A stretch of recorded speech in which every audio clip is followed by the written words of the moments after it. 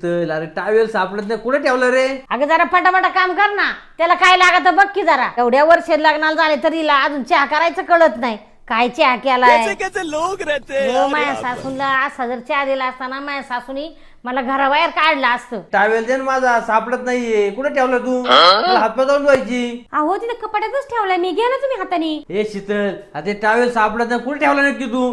अरे काय असतं दिवसभर तुला काम? नीटनेटके ठेवतात ना वस्तू तुला? अहो पण एवढी चिडचिड करायची काय गरज आहे का? तिथे कपाटच ठेवलेला आहे मी, घ्या ना तुम्ही हाताने. हा घेतो बाई घेतो, माझ्या हातानेच घेतो टावेल मी. अजून काय काम असेल सांग, स्वयंपाक बिपाक करून देऊ का? बाहेर आम्ही दमून येतो आणि घरात पण कामात आम्ही करतो. माझं पोट दिवसभर काम करून येते, हिने आली ना आली कटकट सुरू करावा. काय बोलताय तुम्ही? मी कटकट करते का? कुठे हिच्या नादी लागती? मला देवपूजा करायची, जाऊ दे बाई.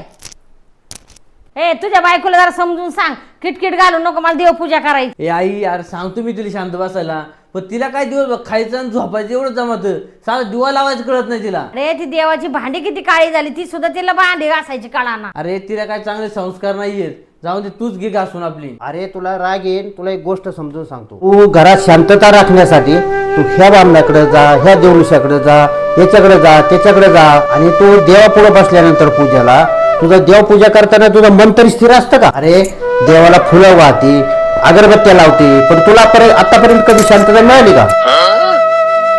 अरे तू सकाळपासून संध्याकाळपर्यंत किटकिट करीत राहते, तुला शांतता मिळेल कशी काय? व आपल्या घरातल्या सुनाला ती लक्ष्मी प्रमाणे असते, तिला तू समजून घेत जा. अरे तू सकाळपासून संध्याकाळपर्यंत किटकिट करीत राहते, तुला शांतता मिळणारच कशी काय? आपल्या घरातल्या सुनाला लक्ष्मीप्रमाणे मानायला पाहिजे आणि तिला तू समजून घ्यायला पाहिजे. अरे आपल्या घरातलीच लक्ष्मी जर खुश नाहीये तर किती देवपूजा केली, काही केली तरी तुला समाधान कसं काय मिळेल?